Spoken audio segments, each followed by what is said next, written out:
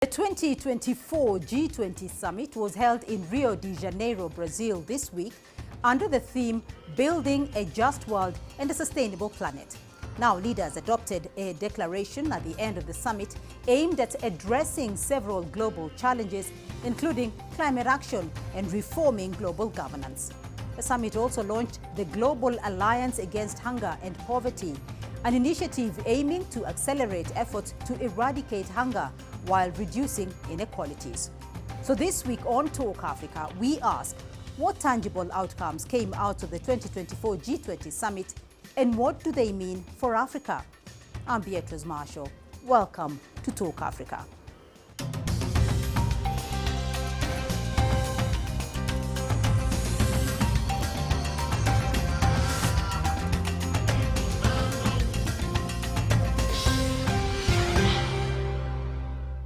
Chinese President Xi Jinping underscored several key issues in global reform in his addresses to the G20. Before we begin our discussion, let's take a listen. Calling for more bridges of cooperation, Chinese President Xi Jinping delivered speeches about world hunger and government reform on the first day of the G20 Leaders Summit. I have worked in China's villages, counties, cities, provinces and the central government. Poverty alleviation has been an important part of my work and a major issue that I aspire to solve. China's journey out of poverty has shown that with resilience and perseverance, the issue of poverty in developing countries can be solved, and that the weak birds can fly early and soar high. If China can make it, other developing countries can make it too. This is the global significance of China's success in winning the battle against poverty. President Xi told the gathering in Rio, China will always be a member of the Global South, a reliable long-term partner of fellow developing countries, and a doer and go-getter working for the cause of global development. With the launch of the Global Alliance Against Hunger and Poverty, President Xi announced China's participation and outlined China's 8 actions for global development. These 8 actions include pursuing high-quality Belt and Road cooperation, implementation of the Global Development Initiative, supporting development in Africa, supporting international cooperation on poverty reduction and food security, proposing the initiative on international cooperation in open science to help the Global South with Brazil, South Africa, and African Union, supporting the G20 in anti-corruption action plan, and open doors wider to the least developed countries. The steps include a financial commitment of 80 billion yuan, around $11 billion in the Silk Road Fund, and nearly 360 billion yuan, which it is about $50 billion to support African development. President Xi said, China is ready to take steps together with all parties to build a just world of common development, leave poverty in the past, and turn our vision into reality. Chen Ziyuan, CGTN, Rio de Janeiro.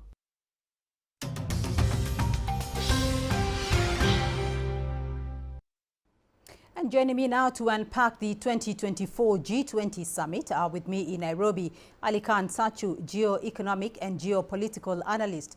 From Baku in Azerbaijan, Bekumuzi Din, Senior Just Transitions and Campaigns Advisor at Power Shift Africa. And from Johannesburg, Sizong Kala, Postdoctoral Research Fellow at the Center for Africa-China Studies at the University of Johannesburg. Gentlemen, thank you and welcome to the program. I want to start off by getting a very brief comment from you all on what you thought were the key highlights and outcomes of the G20 Summit.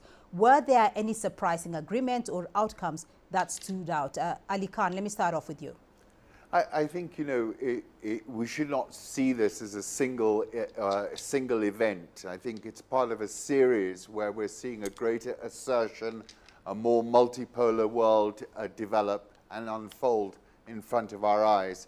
And in many ways, rather than passing the communique, which I believe was watered down under pressure from G7 partners to some degree, what struck me were visuals, the sight of President Biden walking into the jungle, the reception that President Xi got in Peru versus the reception that President Biden got. The tectonic plates are shifting, and what's going on behind the curtain of these big events is really momentous. And I think, in that context, we're seeing a flight from the dollar. We're seeing a greater assertion of these BRICS countries, the G20 essentially, and increasing hollowing out of the old Bretton Woods system. And I think that's how I would prefer to characterize what we're witnessing. Bekumuzi? I think what stood out for me was the G20 leaders recognizing the need to rapidly scale up climate finance and reach a new goal at COP29 in Baku. And they really emphasized that international collaboration is key in doing this. And leaders fundamentally called for multilateral development banks to be bigger, better, and more effective. And I think that being said, developing countries right here at COP29 have put forward their proposals for the climate finance goal, yet developed countries have not yet put any numbers to the table. And developed countries are insisting that the issue of expansion of the contributor base, for example, and the role of the private sector must be decided before they put any amount forward, which has been regarded really as an attempt to really distract the general public from the real issue of getting an ambitious outcome on climate finance. And that really centers that on public finance at this COP. And really looking at the Paris Agreement, it being very clear that developing countries responsibly have an obligation to provide developing countries with the climate finance needed to address the climate crisis, and they fundamentally need to pay up. And I think the second most important thing that also came out was the mandate around providing or increasing agricultural productivity and combating hunger. While this was acknowledged, the G20 did not reflect on the systematic failures and the traps that Africa faces, leading to the region to endure being consumers of what they don't produce and produce what they don't consume. And Africans cannot achieve food sovereignty by really shifting away from export-oriented cash crops, industrial agriculture that has historically left Africa hungry, towards community-based agroecological systems that provide that same nutritious, sustained, and secured livelihoods. Season Kala, your thoughts? For me, this summit was perhaps the first genuinely global South-facing G20 summit since maybe its establishment in 1999. So what stood out for me was, I think, first the World Health Organization investment round, where the G20 members were pledging various amounts of money in investing in the World Health Organization, which kind of, I think, creates more resilient funding for this critical global body that is in charge of protecting our global health architecture. Especially now with the coming of President Trump in the US, who at the height of the COVID-19 pandemic in 2020 threatened to defund the WHO. I think the WU investment round at the G20 summit was an important initiative to try and make the funds, the investments around the WHO more decentralized and more resilient, and not dependent on any one country or a small group of countries. This is important in tackling global inequalities, in freeing revenues to advance sustainable development goals, which I think the G20 communique noted. We are very much behind. Only 17% of the SDGs are on track. Half of them have minimal progress, and the other third, they have either stagnated or failed. Right. So I'll come back to you, Ali Khan, because it's now a year since the African Union became a permanent member of the G20. We do know that Africa has been calling for decades for inclusion in global decision-making bodies. Has Africa leveraged its inclusion in the G20 over the last 1 year? Absolutely. I think that we can definitely call that as a success, because for too long Africa, with 54 countries, has not been able to consolidate its voice effectively on the global stage. And I think what we've seen is a highly effective diplomacy on Africa's behalf and under African control in this G20 arena. That's for sure. And I think under the leadership of President Ramaphosa, who's South Africa are set now to take over the leadership of the G20, we're going to find further consolidation and further strengthening of the African voice. I think it's key, but it requires a lot of coordination amongst many African countries to make sure that their agenda is aligned in this forum. So, Bekemuzi, Chinese President Xi Jinping talked about the need for the G20 to build on its past achievements and continue to act as a force to improve global governance and move history generally forward. What is your understanding of President Xi's statement here?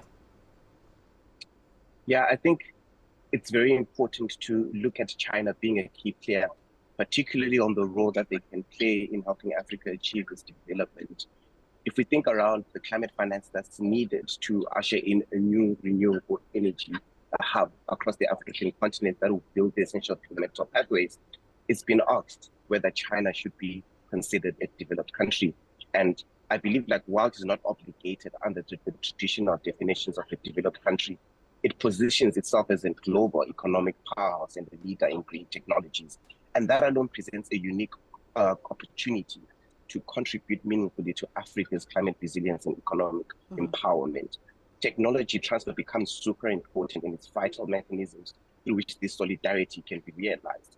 Transferring not just the technologies, but also the knowledge and the skills to operate, maintain, and innovate these systems can foster local industries and create jobs across the African continent. And this would enable African countries to become producers rather than perpetual consumers of imported technologies.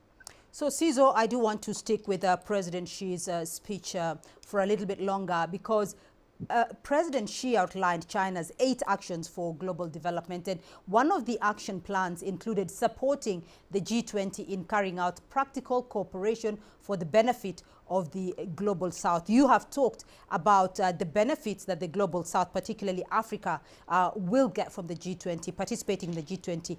Practical is the key word here. Why is real action important?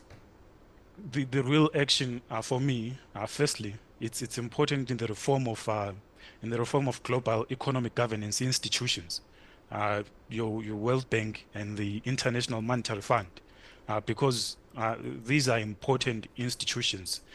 With the World Bank, we would need reforms on its efficiency and its operational approaches, so it can be able to disperse much needed funds to African countries in an efficient and timely manner. I mean, China is a specialist in practical cooperation. If you look at the multilateral development banks they've established, the NDB and Asia Infrastructure Investment Bank, the efficiency with which these banks operate, I think it's something that the World Bank can learn from. And also, I think maybe in terms of investment in infrastructure as well, because Africa has got a huge infrastructure financing gap, and China has worked very hard to cover the gap as much as it can, but we need the whole world to contribute to covering that infrastructure investment gap for Africa, because we need this infrastructure to make the African continental free trade area a reality. So, Ali Khan, you know, that issue of the need for the reforming of the global governance institutions is not a new call by the Global South. And the G20 Summit theme was about, you know, building a just world and a sustainable planet. And it had 3 main priorities. One, that whole question of reforming the institutions of global governance. What are the most pressing challenges here that current global governance institutions face in addressing global issues? Well, you know, if we look at the last decade, we've seen a significant decline in per capita income of the average African citizen. Our debt load has exploded and is currently very unmanageable in many countries. Several countries have defaulted. So when you actually look at the tape is not that constructive. So I think what this G20 was about was a call to action. It identified the challenges that we're facing, and it's basically, I think, you know, particularly President Xi Jinping talking about let's find some practical solutions to the problems that have been pertaining. Now, at the same time, we know on a global scale that President Xi, President Putin are all trying to reformat the global economic system. This is something that is clearly that gained significant impetus in the last 2 or 3 years, and where the BRICS and African countries play a serious role. So I think instead of challenging these institutions head on, demanding the reforms that we want, I think it's a difficult call, because these institutions were born in the G7, they were born in the post-Second World War order. To reform them is a very, very difficult task. But I think you can basically create a parallel system which addresses the third world, the BRICS countries, the African continent in a much more effective manner. And that was the key takeaway I got from that. I just want to mention 2 other things. You know, we often talk about climate finance, but without fossil fuels, we're not going to industrialize a single country on this continent. So I think we've also got to be practical in our approach. We can't build our economies in Africa on windmills, and we should forget that idea completely. We can, of course, add in some of this sort of stuff, but ultimately, if we're serious about industrialization, we've got to use things like fossil fuels.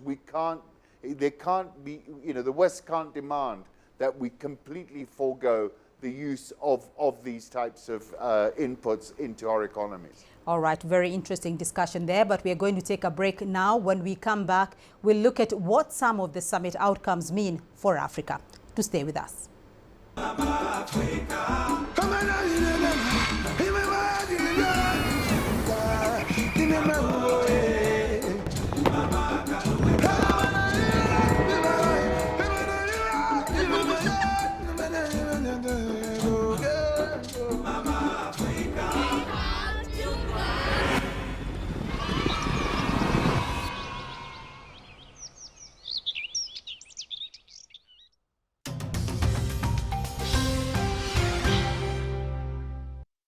Welcome back to Talk Africa. Still with me are Sizon Kala, Bekumuzi Dean and Ali Khan Sachu.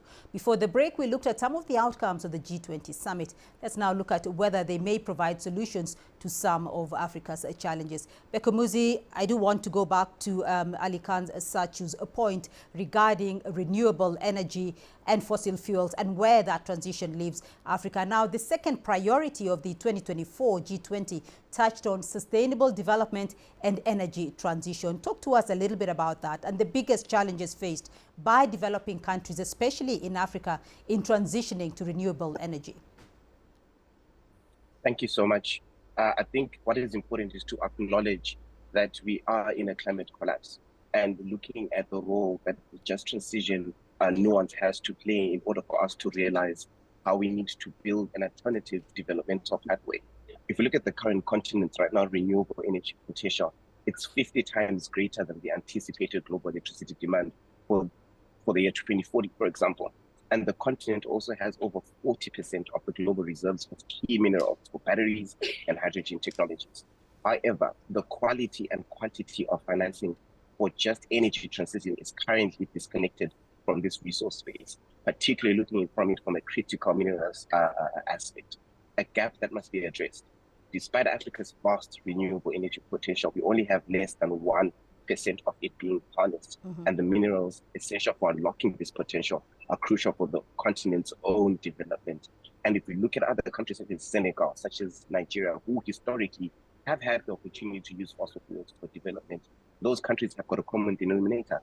They're all each servicing over 65% of against their GDP in servicing debt, meaning they only have under 35% left to actually infuse within infrastructure, education, the healthcare system, basic social income grant. The fundamental building blocks for development are really just minimized to just under 35%, looking at those said countries with fossil fuel revenue at the end of the day. So we do have an opportunity to explore our renewable energy potential and leverage our critical minerals in order to be a renewable energy hub. This can be fundamentally complemented by tech transfer from countries like China, who are able then to provide us with the right technology. And yes, of course, there are questions around intellectual property rights, around battery technology solutions as well. It is a whole big nuance around and big debate around how that will be operationalized. But what the big picture here fundamentally is that Africa has that opportunity and we need to use that power that we have within the emerging new market of renewable energy to be a key stakeholder within the emerging green global economy. Right. So, Cizo, the correlation between climate and hunger is quite interconnected, and an important resolution also involved around the fight against hunger and poverty. You've talked at length about, tackling inequality here, and the G20 did establish a global alliance against hunger and poverty. How will this benefit Africans, and what lessons do you think Africa can learn here from China in poverty eradication? Well, thank you for your question. I think this is a very important initiative, especially for the global south and particularly for Africa, which is battling hunger, poverty, and low agricultural productivity. So I think African governments will have to invest in the agricultural sector, both from public sources of investment and private, foreign direct investment in the agricultural sector. As a continent, we rely so much on external supply chains, and we have seen in the last few years how vulnerable those supply chains have been. So there is need to create intracontinental agro value chains to create an independent and resilient agricultural system within Africa to combat food insecurity that is affecting most African countries. So we've seen that China has invested heavily in Africa's agricultural sector. In the last forum on China-Africa cooperation, China announced a number of initiatives that were aimed at developing Africa's agricultural sector. Among them, I think it includes training African specialists in agriculture, and also bringing agricultural specialists from China to help their African partners in terms of enhancing and boosting agricultural productivity. Right. So, Ali Khan, we are going to wind up the program in a minute, but I want to get your thoughts on moving forward with the G20, because South Africa now takes over the G20 presidency, the first time an African country will lead the G20. Is this an opportunity, and what do you foresee?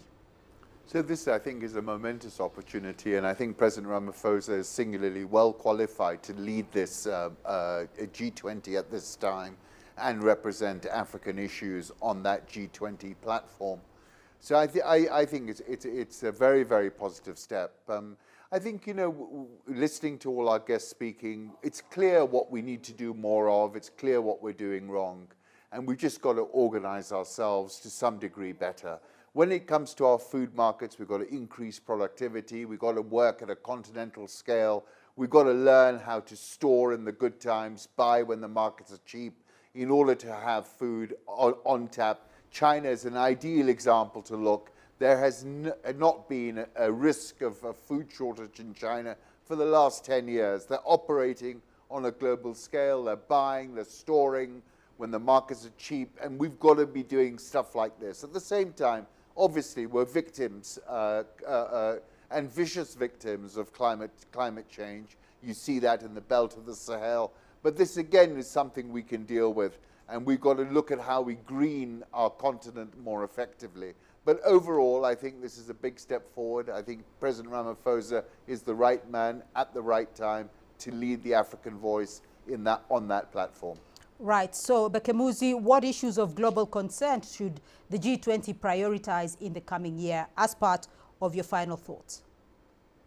I think for President Ramaphosa and his position as the G20 lead for South Africa, I think we need to first acknowledge that African economies suffer at least 3 structural deficiencies that constrain development potential, which is a lack of food sovereignty, a lack of energy sovereignty, and low value-added content of exports relative to imports. And these deficiencies in turn contribute to structural trade deficits, weaken African currencies, and pressure governments to issue debt denominated in foreign currencies, resulting in more indebtedness and facing depreciating currencies and rising import prices. African governments typically then resort to subsidizing necessities and artificially maintaining exchange rates by accumulating more debt. And this is just the vicious cycle that we're in. So that being said, these shifts should be informed then by existing understandings of equity and justice that should be at the forefront at the G20 in South Africa. We need to look at the issuance of future loans at non-concessional rates that are affordable relative to the existing financial position. We need to look at the issuance of loans in local currencies to avoid increasing debt costs. And lastly, the establishment of African credit rating agencies that can better analyze and determine the unique factors that inform credit risks and worthiness on the continent. Cizo, your thoughts, your views on the issues of global concern that the G20 should prioritize in the coming year? I think first and foremost, it will be the reform of the WTO, the World Trade Organization, because in its current form, it's not serving African countries and the broader global South countries equitably and fairly. So I think it has to be reformed to acknowledge, I think, the existing structural deficiencies of African economies and how they can better trade and engage in the world economy.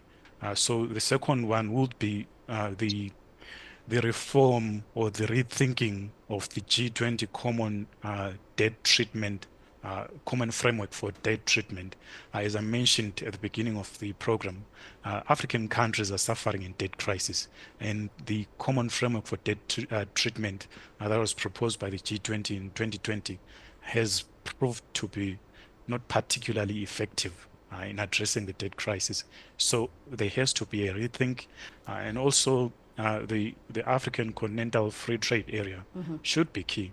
It was launched in 2021 with much fanfare, but much of that has subsided, and we don't see any progress so far. I think the momentum must be retained to realize this very important initiative, because without establishing a single continental market, Africa will not develop. Ali Kansachi, you have the final word on the G20 priorities in the coming year. Well, I think, we've first of all got to take charge of our own affairs and organize our own agenda on our behalf. And I think that's, as the previous speaker said, it's a free trade agreement that works across the continent. I think that's going to be a huge boost to the underlying economy continent-wide. I think it's also about debt restructuring. It's vital now. I mean, many of these countries simply have no money to do anything other than debt service.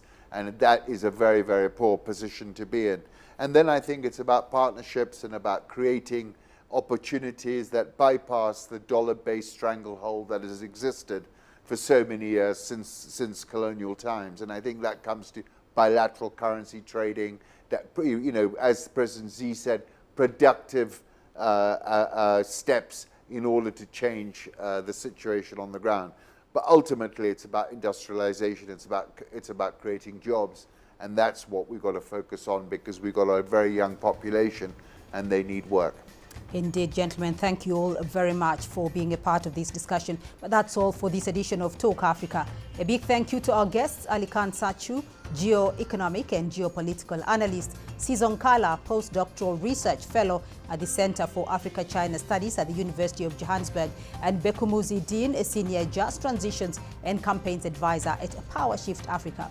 Remember, you can be part of this conversation online through our social media handles on Facebook and X. You can also catch the show on our YouTube playlist. To keep the conversation going, and join us again next week for more Talk Africa. From me, Beatrice Marshall, and the team here in Nairobi, until next time, bye-bye.